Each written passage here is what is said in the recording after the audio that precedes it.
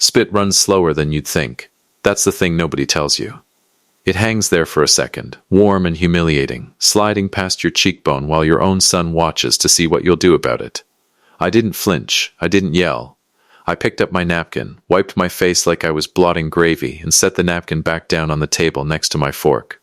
Ezra, I said, you're going to want to sit back down. He didn't. He was already standing, chest puffed out, 29 years old, and dressed like a man who'd never once worried about a light bill. I'm done sitting at this table, old man. I'm done listening to you tell me how to run my life. My wife, Martha, had her hand over her mouth. Our daughter, Matilda, sat frozen with her fork halfway to her plate. Nobody said a word. The only sound in that dining room was the ceiling fan ticking overhead, slow and useless, like it too didn't know what to do with itself. I didn't know it yet, but that mouthful of spit was the last free thing my son would ever get from me. Sit down, I said again. Quiet this time. Quieter is worse, and Ezra knew it, because his jaw tightened. Or what? You'll take my house?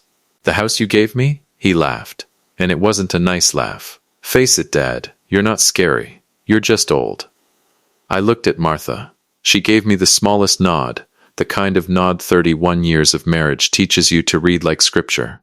Matilda looked down at her plate like she already knew what was coming, and didn't want to watch. Ezra, I stood up slow, the way a man stands up when his knees have earned the right to take their time. That house was never yours, not the way you think. Here we go, he said, throwing his hands up. Another lecture. No lecture, I said. Just facts. I'll let you enjoy your night. Go on. Go celebrate. Go do whatever it is you do with people who don't ask questions. Something flickered behind his eyes when I said that. A flash, gone fast, but I saw it. Fear, dressed up as irritation. He grabbed his jacket off the back of the chair. Whatever, man, I don't need this. The door slammed so hard the framed photo of my father in the hallway tilted sideways. Matilda got up without a word and straightened it. Because that's who Matilda is. She fixes what other people knock crooked. Martha finally spoke. You're really going to do it? I already started, I said. She didn't ask what I meant. She just reached over and squeezed my hand, and in that squeeze there was 31 years of trusting me, even when I hadn't explained myself yet. I want you to understand something about me before I go further, because a man who does what I did in the next 24 hours needs explaining, or he just looks cruel. My name is Simeon Paul. I'm 58 years old. I built a small construction outfit up from nothing starting when I was 23. Poured concrete with my own 2 hands until my knuckles looked like gravel. And I never once in 35 years missed a mortgage payment, a car note, or a promise I made out loud. Martha and I raised 2 kids in a house I built with my own crew, on a lot I bought back when nobody wanted that side of town. Matilda turned out steady. Ezra turned out expensive. Not in the way you're thinking either, not spoiled brat expensive. Though there was some of that too. Expensive in the way that scared me. Expensive in the way that made me start locking my office door at night, and start calling my brother Henry more than I used to, and start asking my lawyer questions I never thought I'd need to ask about my own son. See, 6 months before that dinner, Ezra had come to me with a plan. He wanted to buy a house, not rent, buy. In a neighborhood 2 rungs above what a 29-year-old junior sales rep should be looking at. He needed a down payment. A big one. Dad, it's an investment, he'd said, sitting across from me at my kitchen table, tapping his phone like the numbers on the screen were gospel. Property values in that area are about to explode. I've got a guy who says, what guy? Just a guy. A friend. He knows the market. I should have pushed harder right then. I didn't, because Martha was standing behind him with her hands folded, giving me that look, the look that says he's still our son, help him, and because some fool part of me still wanted to believe my boy had turned a corner. So I called my brother Henry, who'd spent 30 years running the property side of my construction business, buying lots, flipping houses, closing deals, and still climbing scaffolding himself when a crew came up short, and had seen every kind of foolishness money could buy. And I called our family lawyer, a sharp, no-nonsense woman named Ivory, who'd handled every contract Martha and I had signed since before Ezra was born. I'll fund it, I told them both. On a call the three of us had at my kitchen table with the phone on speaker. But I'm not putting my son's name clean on that deed. Not yet. Not until I know what kind of guy he's mixed up with. Ivory didn't even blink. Put it in a trust, Simeon. You retain control. He gets to live there. Use it, feel like it's his. But legally, it stays yours until you say otherwise. He's going to be furious if he ever finds out. Henry leaned back in his chair, arms crossed, the same way he used to when we were kids, and he was about to tell me I was making a mistake. Better furious than robbed blind. You've seen how he talks about money lately. Like it just shows up. Like it's not real. I signed the trust papers on a quiet afternoon, while Ezra was at work, thinking he was closing on his own house. In his mind, he owned it outright. In the eyes of the law, I did. Ivory drew it up so clean that even a sharp attorney combing through it would need real digging to find the seams. I didn't know it yet, but that quiet signature would be the only thing standing between my son and men who don't send polite letters when you owe them money. For a while, things looked fine. Ezra moved in, threw a housewarming party I wasn't invited to, posted pictures online with his girlfriend Lindsay, standing in the kitchen like she was already picking curtains for a life that was never legally his to give her. But slowly, the cracks started showing. He started asking me for money in smaller amounts, more often. First it was just to cover something short-term. Then it was for an opportunity I can't talk about yet. Then he stopped asking altogether and started avoiding me, which honestly worried me more than the asking ever did. Matilda noticed it too. She came to me one evening, arms crossed, worry written all over her face. "Dad, something's off with Ezra. He's jumpy. He keeps checking his phone like he's waiting on bad news." "You talked to him about it?" "Tried. He shut me down fast. Real fast." She shook her head. "It's not like him to be scared of anything." "And he's scared, Dad. I know my brother." I didn't know it yet, but Matilda's instincts were about to be proven right in a way none of us wanted. "Welcome back. Pour your coffee, settle in, and get ready. Because in these stories, karma always finds the address. Subscribe so you never miss what happens next." Let me back up and tell you how that dinner actually started. Because the spit didn't come out of nowhere. Nothing that ugly ever does. Martha had made a big pot of stew that night. Nothing fancy. Just something warm for a Friday. Matilda had come over straight from work, still in her scrubs.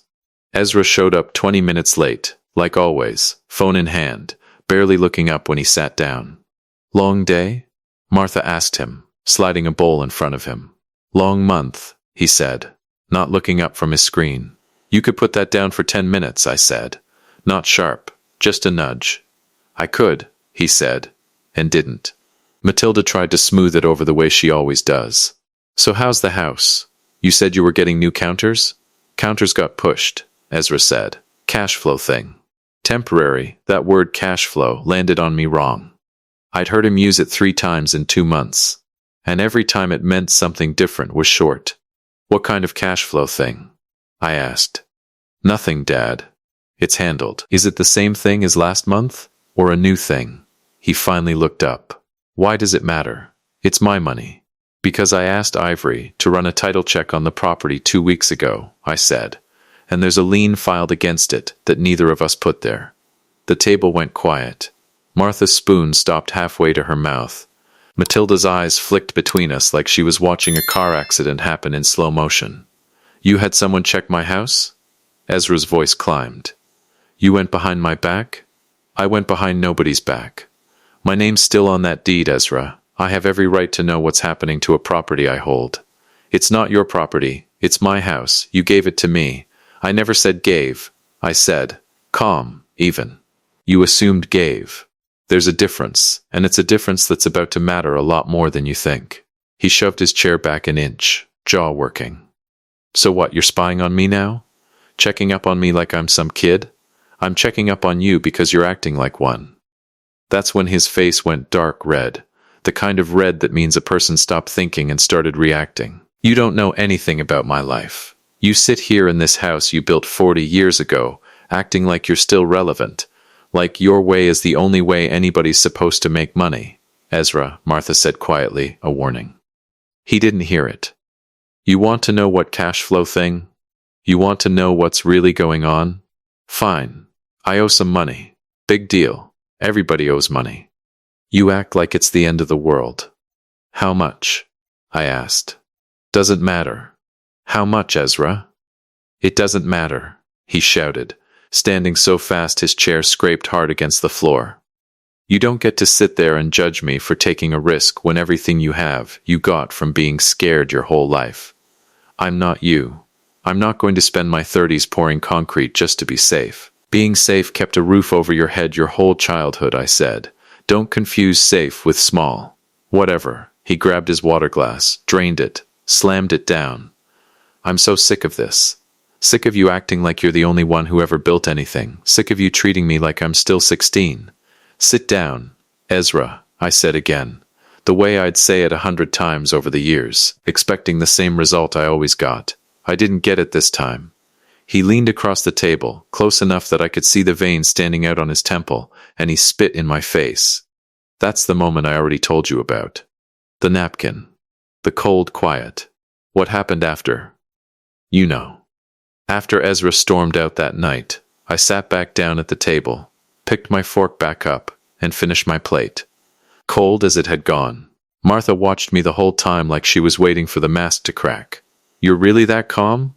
She asked. I've had 6 months to get calm, I said. Calm's not the hard part. Calm I already did. Then what's the hard part?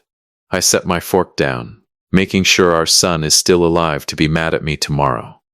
That got her attention. Matilda's too. Dad, Matilda said slowly. What do you know that we don't? I told them both, right there at that table, everything Henry and Ivory had helped me piece together over the past 2 months. Quiet phone calls, background checks Henry ran on the guy Ezra kept mentioning.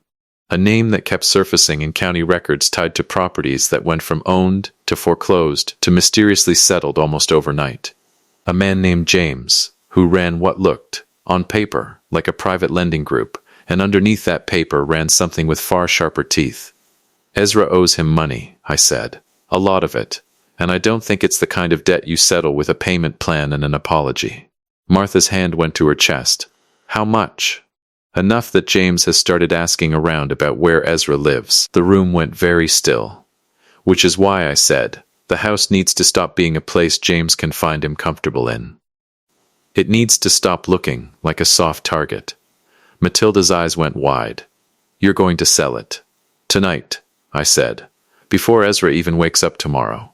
Short sentences. Now, because that's how the next 12 hours moved. Fast. Clipped. No room for hesitation. I called Ivory at 9:47 p.m. She picked up on the second ring, like she'd been waiting. It's time, I said. I'll have the paperwork ready by morning, she said. You sure about this, Simeon? I've never been surer of anything. I called Henry next. He didn't ask questions either. Just said, I'll start reaching out to my buyer contacts tonight. Cash offers only.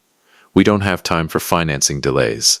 By 11, Henry had 2 serious cash buyers lined up, both wanting to close fast on a property in that neighborhood.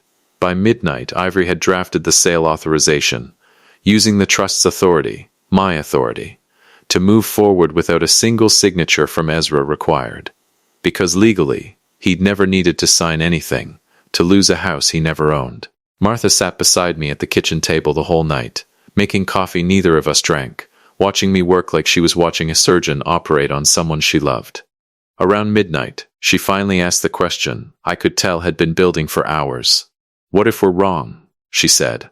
What if this James is just a name Ezra dropped to scare us, and we're about to blow up our son's whole life over nothing?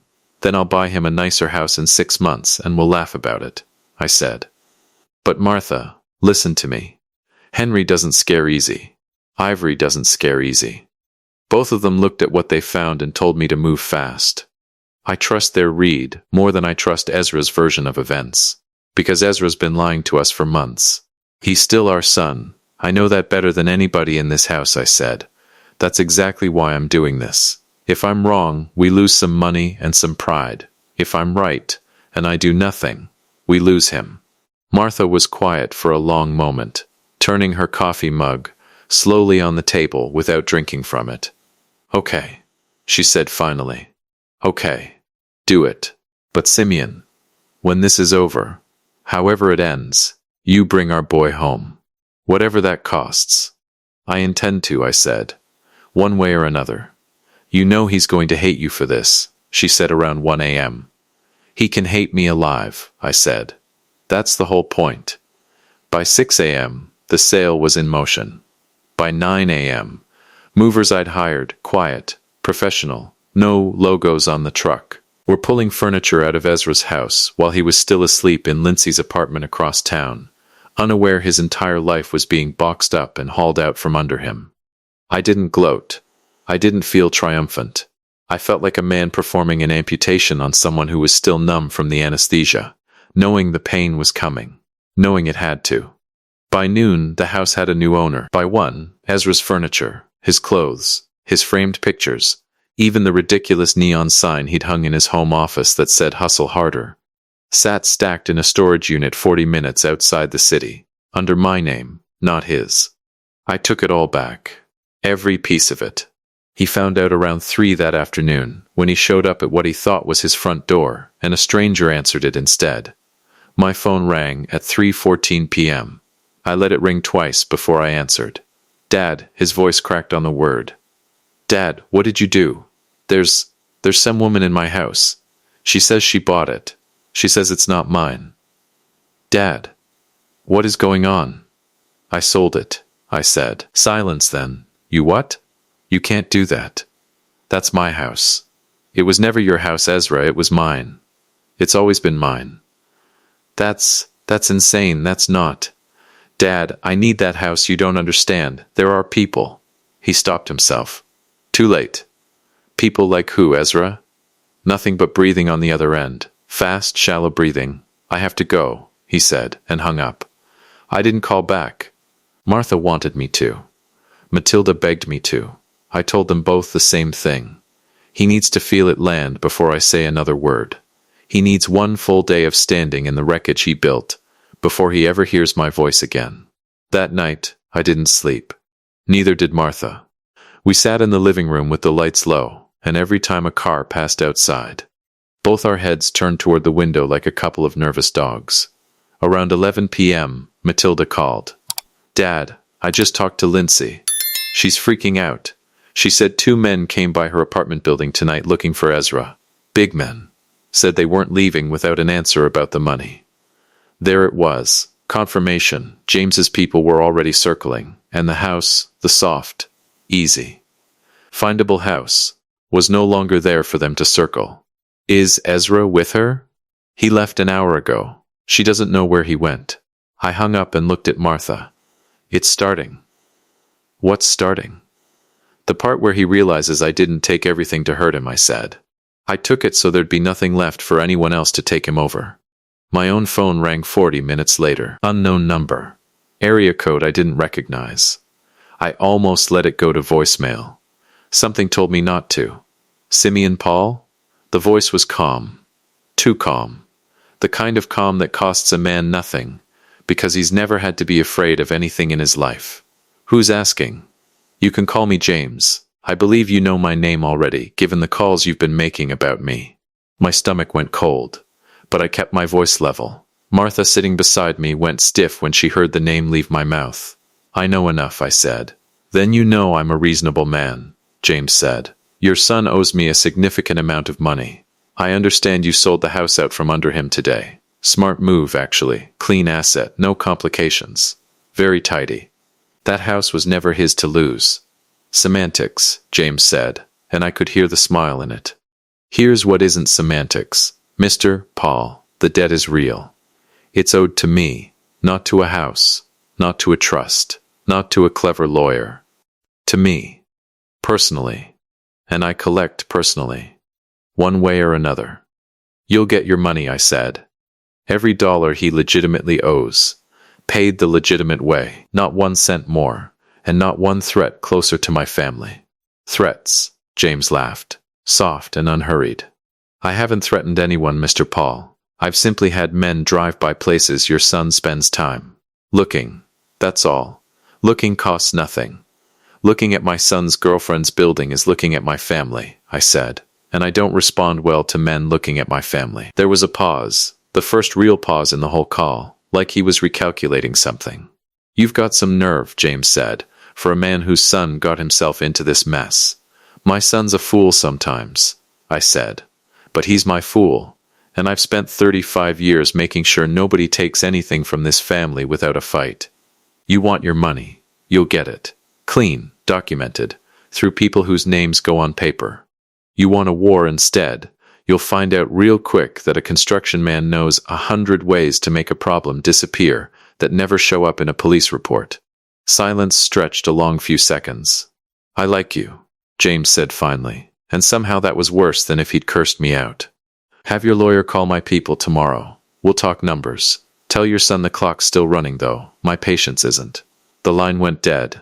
I set the phone down on the counter like it was something that might still bite. Martha's hand found mine. Was that him? That was him. What do we do now? We wait, I said.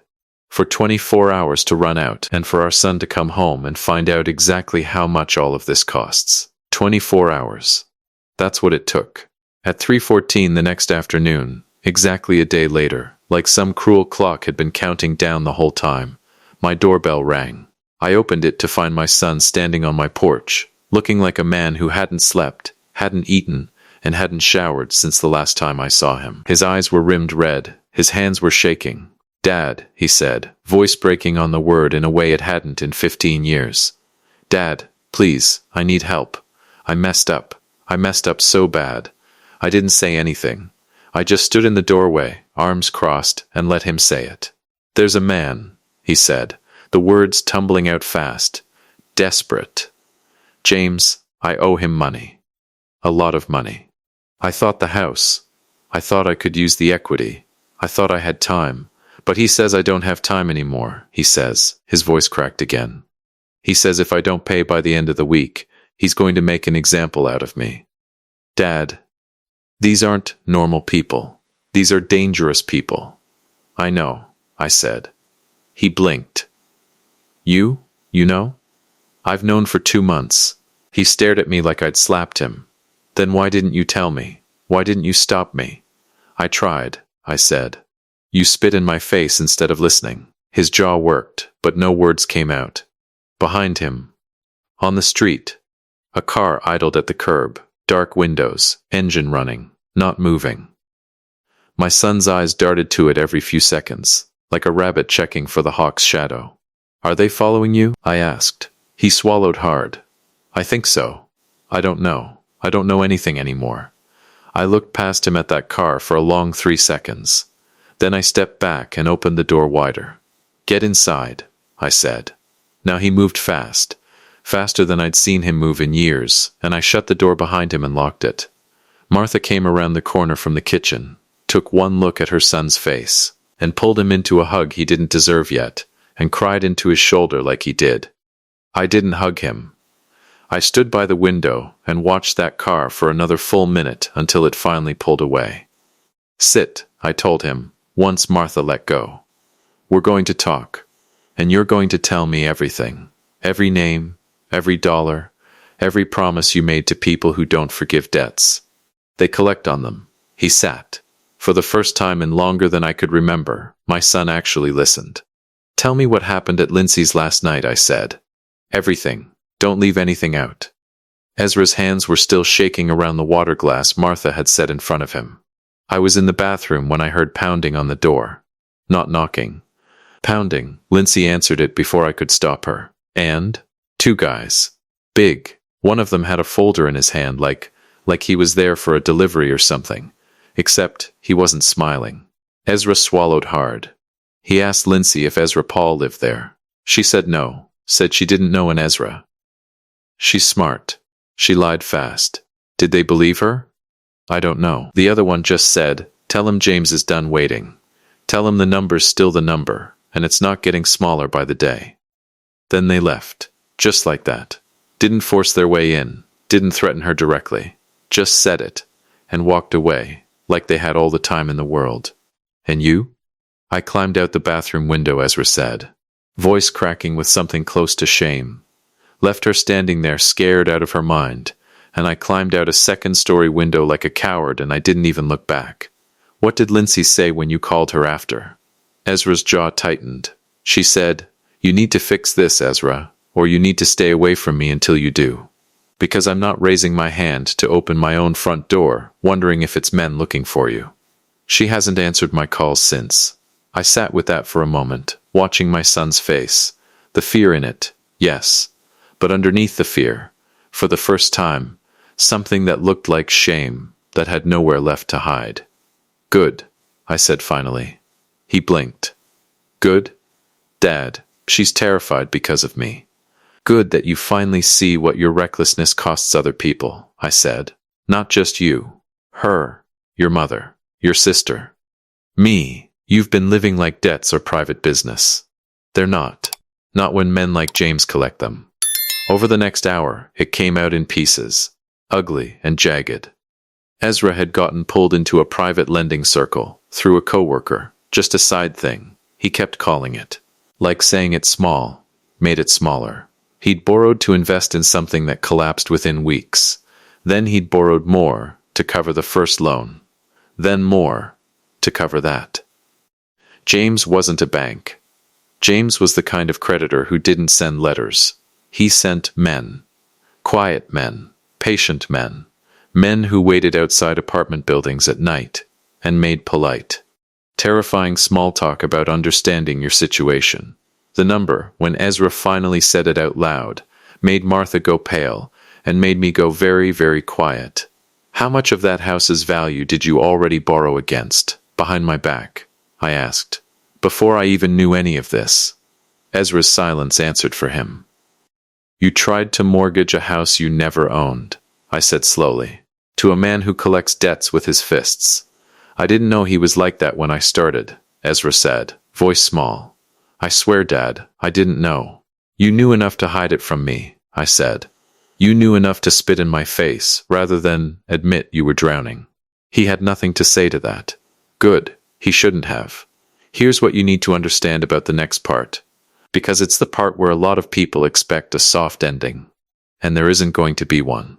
I didn't forgive him. Not that night. Not in the days that followed. I made calls. To Henry, to Ivory.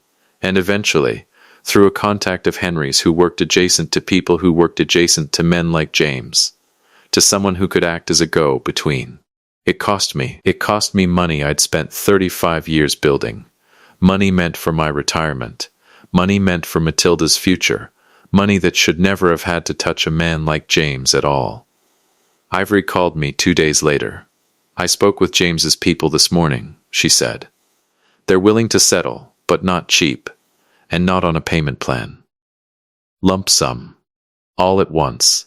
That's how men like that stay in business. No installment feels safer to them than one clean transaction they can walk away from." "How much?" She told me the number. I sat with the phone against my ear for a long moment before I answered.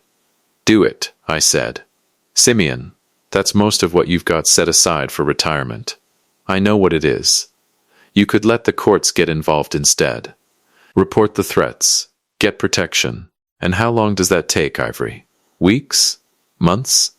You think men like James wait politely for a judge's calendar to open up?" She sighed, and I heard her shuffling papers on the other end. "No. I think they don't wait for anything. Then we don't give them a reason to keep looking," I said. "Wire the funds. Get it in writing that the debt's satisfied, full and final, no further claims against my son, his girlfriend, or anyone carrying my name. I want that in writing, notarized, before a single dollar moves. I'll have it by end of day." By that evening, it was done. Ivory called back with 3 words that let me breathe for the first time in a week. "It's finished, Simeon. You're sure? Fully sure? Signed, notarized, and confirmed by a source I trust who's dealt with James's operation before. He doesn't come back on settled debts. Bad for his reputation with the next family he squeezes." I thanked her, hung up, and sat alone in my office for a long while, staring at nothing, feeling the strange, hollow relief of a man who's just spent his whole safety net catching someone who never once thanked him for holding the net out in the first place. We settled the debt. Every last dollar of it, paid quietly, in a way that made the men in dark cars stop idling outside my family's homes. But settling the debt didn't mean settling the score. You're going to work, I told Ezra 3 days later, once the danger had cooled, and the fear in his eyes had started to fade into something closer to relief. Every dollar I paid to save your life, you're going to pay back. Not to me as a gift, as a debt. With interest. Under contract, signed in front of ivory, so there's no confusion later about what you owe and to who. Dad, I'm not finished, I said. The house is gone. It's not coming back to you. Not this year, not next year, maybe not ever. You'll live in the apartment over the shop, the one I used to rent out. You'll pay rent, same as any tenant. You'll work under Henry, learning the business from the ground up, the way I did, the way nobody ever handed to me. That's basically a punishment. It's a rebuilding, I said. There's a difference, and you're going to learn it whether you like it or not. He looked at Martha, hoping for a softer verdict. She looked back at him with love in her eyes. Real love. But she didn't contradict a single word I'd said. Your father saved your life, Ezra, she said quietly. Don't you dare turn this into you being the victim. Matilda didn't say anything at all. She just watched her brother with an expression that wasn't cruel, but wasn't warm either. The expression of someone recalculating exactly how much trust a person had left in the bank. Ezra opened his mouth once more, like he wanted to argue. Like some old reflex in him still expected that if he pushed hard enough, I'd fold the way I used to when he was younger, and Martha's soft eyes could talk me into anything. I let him see, in my face, that those days were over. You spit on me at my own table, I said, voice low and even, in front of your mother, in front of your sister, because I dared to tell you the truth about money you didn't understand. I took back a house you never owned in the first place, and it turned out to be the only reason you're not lying in a ditch somewhere tonight while your mother identifies a body. The room went dead silent. I'm not interested in your gratitude, I continued.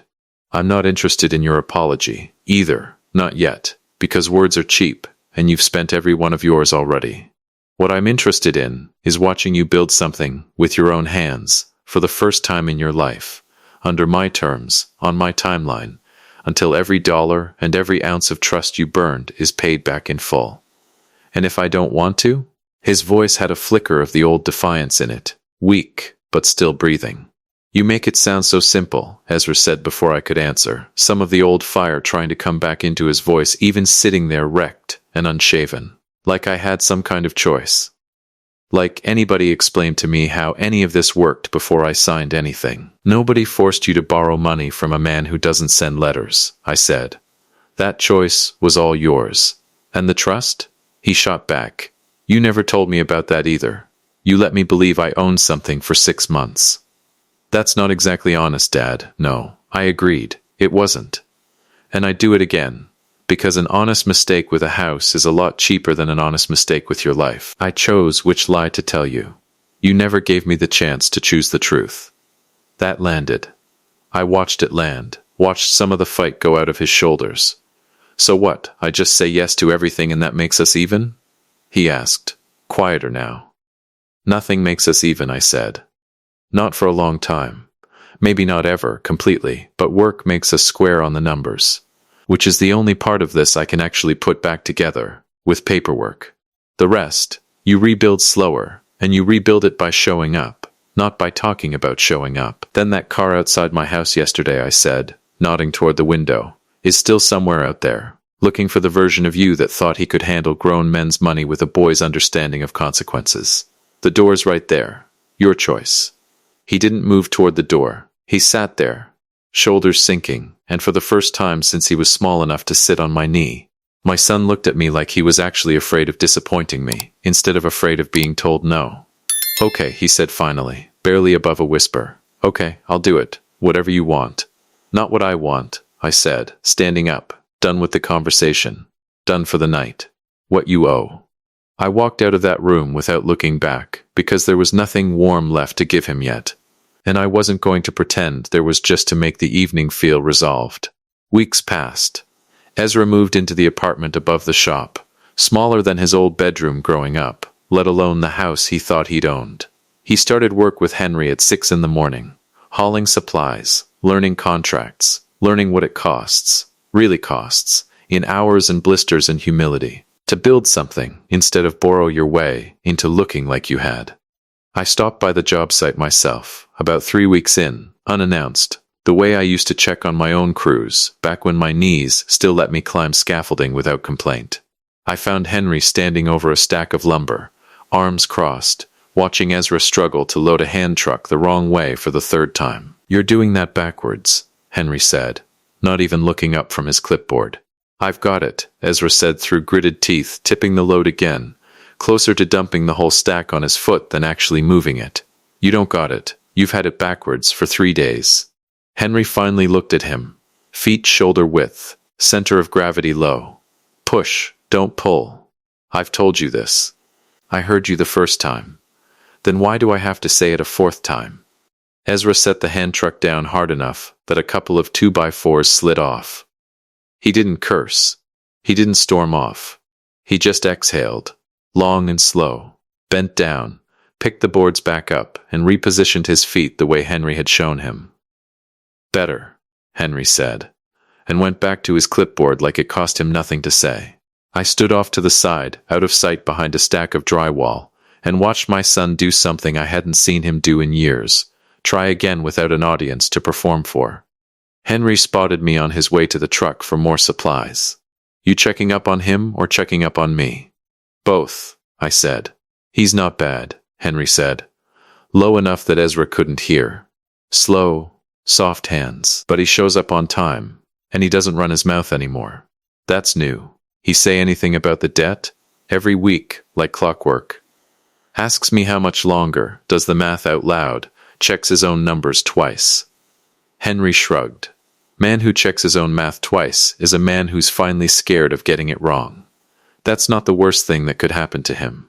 Ezra caught sight of me then, over by the drywall, and for a second I watched him decide whether to say something smart, something defensive, some old reflex from before. He didn't.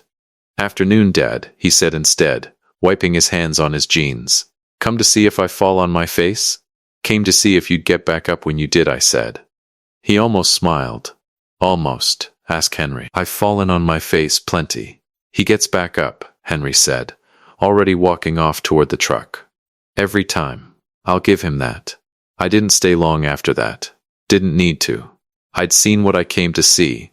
Not a miracle, not a transformation. Just a man doing hard, humbling work without complaining about it. One hand truck at a time." Lindsay stayed around for a while, then didn't. Turns out she'd been drawn to the house and the image more than the man standing in front of it, and once both were stripped down to studs, she found somewhere else to be. Ezra took that quietly. Didn't argue, didn't chase her. Maybe the first mature thing I'd seen him do in years.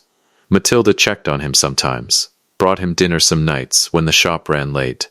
I stopped by unannounced one of those evenings, and caught the tail end of a conversation through the thin apartment wall I wasn't meant to hear. "You don't get to rewrite history just because you're humbled now," Matilda was saying, her voice sharp in a way I rarely heard from her. "I'm not trying to rewrite anything," Ezra said. "I'm just trying to get through the day without everyone looking at me like I'm a disaster waiting to happen again." "Maybe you should sit with that feeling a while longer," she said. "I sat across from Mom for a month, wondering if you were going to end up in a hospital or worse, and you want sympathy because people are being careful around you? That's not what I said. It's what you meant." A pause, and when she spoke again, her voice had softened, just slightly. "I love you, Ezra, I do. But humbled isn't the same as changed. Anybody can act humble for a few weeks when they're scared. Prove it's the second one. Prove it for a year. Then we'll talk about rewriting anything." I didn't knock. I let myself back out quietly and drove home. And I didn't tell either of them I'd heard it, because some conversations do more good when the people having them don't know anyone else is listening. Martha softened toward him faster than I did, the way mothers do, but even she held her line when it mattered. She fed him, she hugged him, but she never once told him he was forgiven, because she knew, same as I did, that forgiveness handed out too early is just another loan that never gets repaid. Me? I watched from a distance. I signed nothing that gave him an inch he hadn't earned back through actual labor. I collected every payment on that debt on time, in full. The same way I'd have collected from any contractor who owed me money.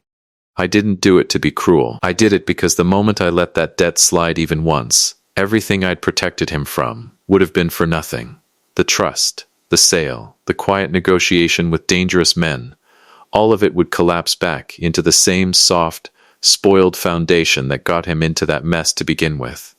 6 months later, Ezra handed me an envelope with the first full month's profit from a small renovation job Henry had let him run on his own, under supervision, but his hands on every decision. "This is for the debt," he said. "All of it, this round." I counted it in front of him, the way I count every payment, because trust, once broken, gets rebuilt one verified dollar at a time. Not one heartfelt speech at a time. "It's all here," I said. "I know," he said. And for the first time since that dinner table, since the warm, humiliating slide of spit down my cheek, my son looked me in the eye, without flinching, without excuses, without a single soft word asking me to feel sorry for him. I didn't hug him. I didn't tell him I was proud. I nodded once, folded the envelope into my jacket, and said the only thing that mattered. "Same time next month." He nodded back and went back to work. "Do you ever regret it?" Martha asked me one night, propped up on her pillow, moonlight cutting a pale line across the bedspread. "Any of it? The house, the money, all of it?" "Every day," I said, "and not for 1 second." She laughed, tired and soft. "That doesn't make sense, Simeon." "Sure it does. I regret that it ever had to happen. I regret that our son got himself twisted up with a man like James in the first place. I regret every dollar I had to hand over just to buy him a future instead of a funeral." I turned toward her in the dark. "But I don't regret a single decision I made once it started. Not the trust. Not the sale. Not one hard word I said to him since. Given the same night again, I'd do every bit of it the exact same way. Even the part where he might never fully forgive you for it? Especially that part," I said. "A father who needs his son's approval to sleep at night isn't much of a father when the house is on fire. I didn't do any of this to be liked. I did it so he'd still be alive to dislike me." Martha was quiet for a while after that. Then she asked the question she'd been circling for months, the real one underneath the first one. "Do you think we'll ever get back to where we were? Before the house? Before James? Before that dinner table?" I told her the truth, the same way I'd told her the truth all along. "We're not going back," I said. "We're building something new. Something that can actually hold weight this time." She didn't argue with that. She just took my hand under the covers, same as she'd taken it the night this all started, and we lay there in the dark together, knowing the score's been settled, knowing the debt's being paid, knowing that some things, once broken, aren't meant to look the same when they're finally fixed. "I'm glad I married a man who thinks like that," she said, "even when it scares me." "Good," I said, "because it scares me too. Every single day." That's the ending. Not a warm one. Not a forgiving one. I never told my son I forgave him for what he did at that table. Because I didn't. Not fully, not completely. And I'm not going to lie to you and pretend some tearful reunion erased a debt that ran deeper than the money ever did. I saved his life. That's a fact, plain and simple. And I'd do it again tomorrow without blinking. But saving a man's life and excusing what put that life in danger are two very different things, and I built my whole existence on knowing the difference between the two. Ezra still works under Henry. He still pays. He still lives above that shop, in a place smaller than he thinks he deserves. Because deserving isn't something you get to decide about yourself. It's something other people decide about you, based on what you actually do, not what you say sorry for. I sold my son's house. I took everything back. And I'd do it again in a heartbeat. Because sometimes the only way to save someone who's drowning is to take away the very thing they're convinced is keeping them afloat. He came back begging 24 hours later. I let him in. I just never let him forget why.